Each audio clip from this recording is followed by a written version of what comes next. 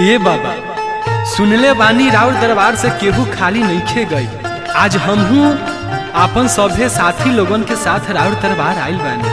Angle music से सतेंद्र जी, विजय जी, पत्थल घाट रसलपुर से राजीव, मनोज, अरविंद, विवेक और धमन से अमित, मंजय, विजय, धर्मेंद्र, हाजीपुर से हमार सहयोगी राजा जी, अली, अखिलेश, जय, महुआ से चुन्नू, रणधीर, अजय, छपरा से नटराजन जी, सभे केहू आइल बा। ये बाबा और ये बाबा हमार सहयोगी बड़ भैया संगीतकार राजकमल जी, गीतकार कुंदन जी और रिकॉर्डिस्ट राजेश जी, हमार सहयोगी हमार भाई नितेश चौहान, मामा जी पिंकू, साकेश सिंह और हमार प्रिय चाचा खधेरन सिंह भी आइल बाबे। ए बाबा हमरो मनोकामना पूर्ण करी।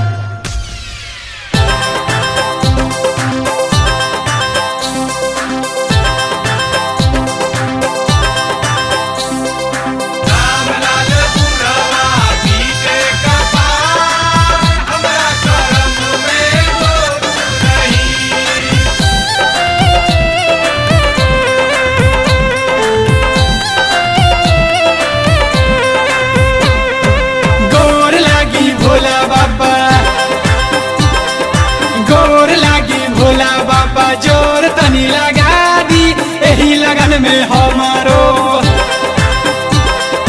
एही लगन में हमारो बियाह करावा दी। गोर लगी भोला बाबा जोर तनी लगा दी एही लगन में हमारो बियाह करावा दी। गोर लगी भोला बाबा। ए बाबा, अरे माई बाबू से कह बबुआ से आनू हो गइल बा, लगन जगे के चाहिए बाबा।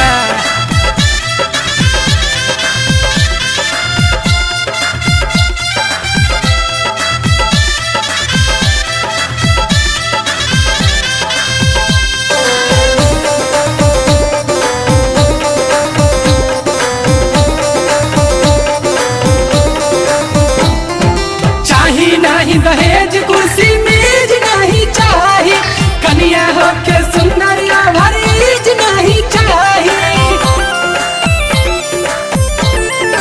ए बाबा, चाही नहीं दहेज कुर्सी मेज नहीं चाही, कनिया होके सुंदर या भरीज नहीं चाही। वकील लगन में दुआरा ए बाबा, वकील लगन में दुआरा बाजा बजवारी। गोर लगी भोला बाबा जोर तनी लगा दी यही लगन में हमारो बियाह करावा दी। गोर लगी भोला बाबा।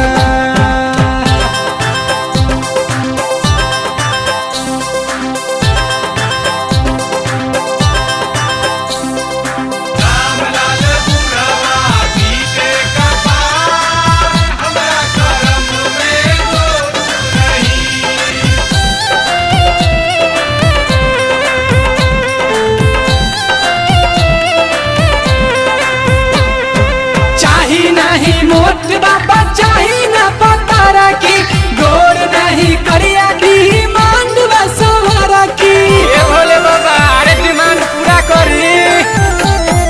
नहीं चाही मोट बाबा चाही ना पतारा की, गोर नहीं करिया दी मांडवा सहारा की। असो के लगन में माथे, ए भोले बाबा, असो के लगन में माथे मांग चढ़ावा दी। भोला बाबा जोर तनी लगा दी एही लगन में हमारो बियाह करावा दी। गोर लगी भोला बाबा।